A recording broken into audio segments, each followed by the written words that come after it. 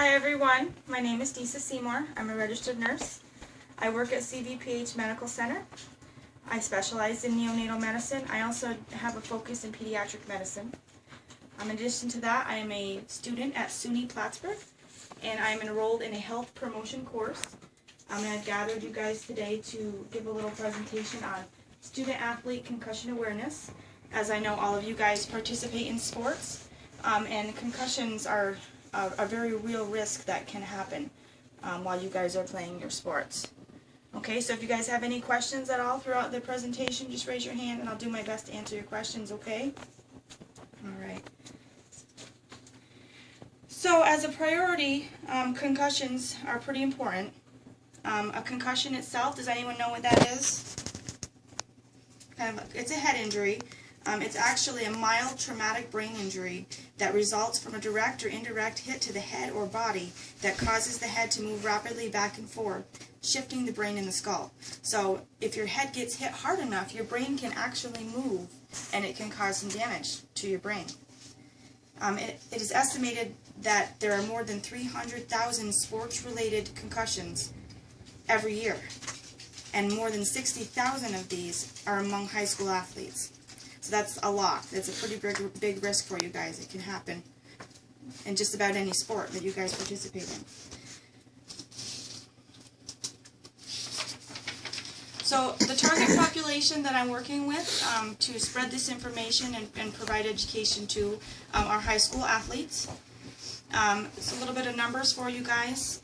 Among male athletes, high school and college, we see concussions occurring consistently in the highest rates in sports like football, ice hockey, lacrosse, wrestling, and soccer, sports where there's a big risk of falling or running into another person, or where there's rough play. Also with female athletes, we see a high risk of concussions with soccer, lacrosse, basketball, and ice hockey. So the girls play a little rough too. Any sport really can have a risk of concussions: cheerleading, gymnastics, just about any sport that you participate in. The culture of sports negatively influences athletes' self-reporting of concussions and adherence to return to play recommendations. So pretty much a lot of athletes, if they get hurt, they're either afraid to tell their coach that they have a concussion because they don't want to get in trouble. They don't want to get their coach in trouble, and most of the time they don't want to have to sit the bench and not be able to play. They're more concerned about being able to continue playing, and they don't want to tell their parents. They're maybe afraid that their parents won't let them play sports anymore. So it's a really, really important thing to report any symptoms of a concussion to your family or to your coach. So here's some goals of our project. As a team, my classmates and I came up with these goals. And our goals are to increase awareness for traumatic brain injuries and concussions among student athletes by educating and focusing on the proper recognition and prevention strategies. And our objectives are, we would like, upon completion of the Student Athlete Concussion Awareness Program, all student athletes at your school will demonstrate an understanding of the nature and risk of a concussion by passing a quiz that we're going to pass out at the end. By the first day of practice for the school year, all student athletes at your school will assume responsibility for reporting any injuries and or symptoms to your coach or athletic training staff for evaluation. So this pretty much means that you're going to be held accountable for knowing the signs and symptoms of a concussion and pretty much giving us your promise that if you have these symptoms that you're going to tell somebody. And by the first day of practice of the season, all student athletes at your school will recognize the importance of sportsmanlike conduct in the prevention of concussions by completing an online sportsmanship course. Okay? So our needs assessment survey process, basically this is what we do as a way to survey our target audience to see what you already know about concussions and what you know about prevention and symptoms of concussions. A development survey includes questions about current knowledge. A good jumping off point is to see what our audience already knows. We want to include demographic information for classification purposes. Different cultures, age groups, populations, genders, they may have different experiences with this topic itself, and it's important to classify this information both individually and as a group. We want to allow for input and feedback. In our survey, we provide space for you guys to include your input and perhaps some experiences that you've had with this topic or your perception of this topic. We're going to distribute this survey to all populations in association with our target audience. So this means not only you guys, but your parents, your coaches, your teachers, and other students that aren't in any sports programs. It's necessary to see what differences exist among the different groups, what your parents perceive a concussion and the risk as, and what you guys do and your coaches as well.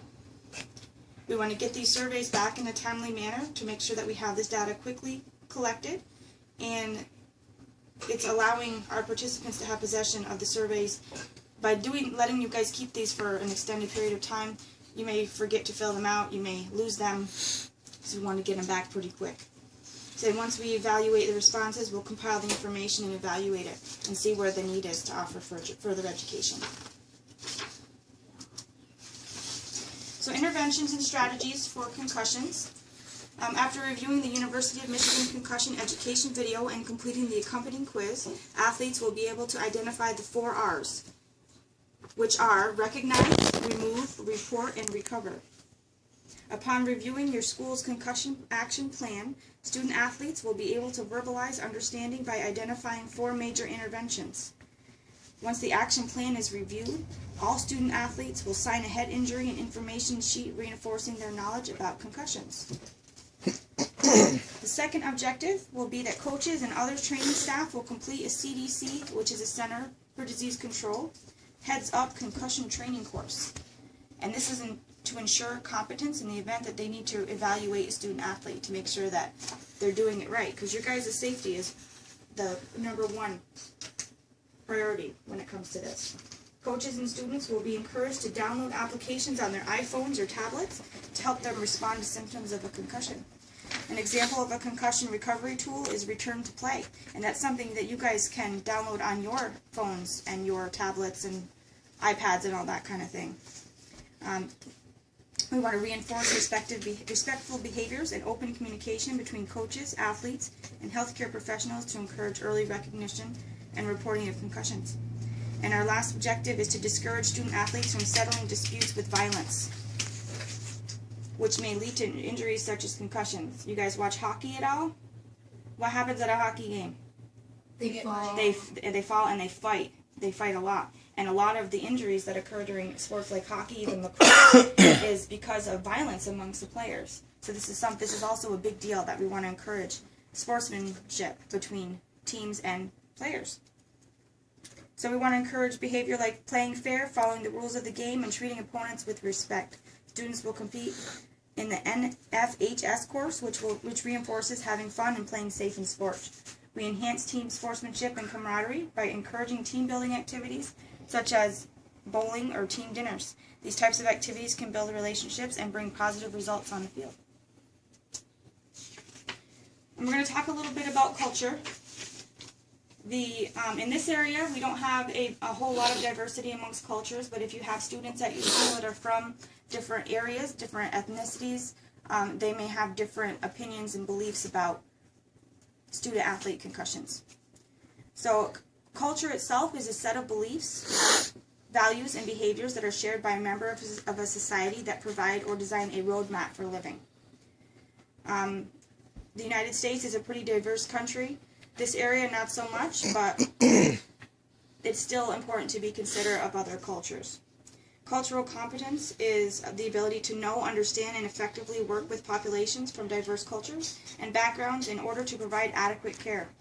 So cultural competence helps us to build strong, trusting relationships with children, helps to enhance a child's willingness to cooperate and follow through with health promotion interventions. Children learn best through role models and hands-on activities, and this is also something that you guys can put forward as older athletes. The younger teams, the younger players look up to you guys. So this is also important for you guys to portray understanding of other cultures. So ways to become culturally competent: become self-aware of your own prejudices and judgments. You don't have to agree with everything another culture believes in or practices, but it's best to understand them and know that your difference is okay. It makes you different. Research and understand the practices of different cultures. Develop an open and accepting mentality to other cultures. Sometimes they may have practices or ideas that might be better than your own. You might learn something. Interact with diverse cultural groups. Attend diversity-focused conferences or organizations. And when you feel like you're culturally competent, you can never stop learning. You can never stop learning about other cultures and their differences. It's an ongoing learning process that you can continue throughout your life. So a few recommendations for health educators. It's good to provide some formal education. Education could easily be presented in the school setting or settings like this. Providing literature to student athletes is an excellent way to bring attention to this topic and its importance. Facts about its prevalence and resources can be provided so that student athletes may venture on their own and research this topic on their own if they show an interest. Sports safety programs. Oftentimes the formation of a committee is an excellent way to gather involvement and include those individuals who are actively part of the target population. Sports safety committees could provide support to individuals who have questions regarding concussions and traumatic brain injuries and can be available to those student athletes during and after school during activities. Once the target population as a whole sees others lead and promote this interest, it can be expected that they too will remain focused on this health safety goal and continue to be conscious of its prevalence amongst their population. So if you guys wanted to form a committee in your school about sports safety and concussion awareness, that would be a great thing. Students are more likely to listen to your peers, and by being a leader you can help maybe prevent some injuries. Policy enforcement. Policy changes can be a very powerful form of health promotion. Prior to acceptance of an athletic team, student athletes can be required to review a handbook that would promote safety and information regarding concussions and traumatic brain injuries.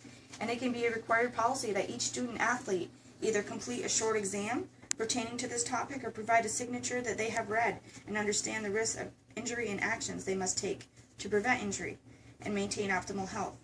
In this manner, each student athlete can hold themselves accountable for their health and well-being, as well as their teammates. And lastly, media campaigns. It's always fun to make posters and plaster them all over your school, right?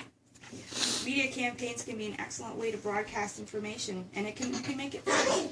Providing for a large group of people, this can also be a way to make the information fun, which may help many individuals become more receptive to it.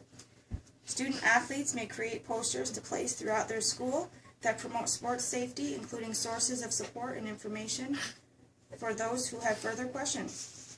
Also, many schools have morning and afternoon announcements that are broadcasted through the school, and this would be a perfect opportunity to spread some information.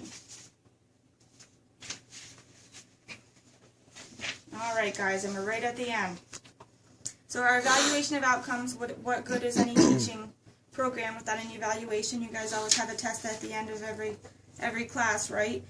So a way to test ourselves to make sure that we're successful in promoting this issue is by evaluating it. This program is designed to educate student athletes on the signs and symptoms of a concussion and prevention strategies prior to participation in school sports. These evaluation methods validate that the concussion awareness program material was delivered to the student athletes as intended. Students may be more likely to follow through with an action if the personal commitment is formalized, such as a contract. You have to sign a contract saying that you read something and you know something, then you're going to make sure you know it, right? Yes. Students will be instructed in the various ways in which one can suffer a concussion: side blows and impacts resulting from hard tackles and checks, collisions at a high rate of speed, and sudden contact with other athletes, stick, board, or ground, in addition to hits to the head. Good sportsmanship from all athletes can help prevent concussions due to aggressive play. So all these things are a good way for us to check how we've provided this information to you and if our teaching has been effective.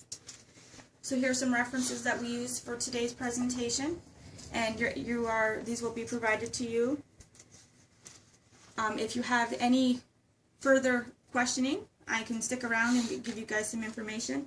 And you're more than welcome to check out any of these websites or articles pertaining to athlete concussion awareness. Do you guys have any questions?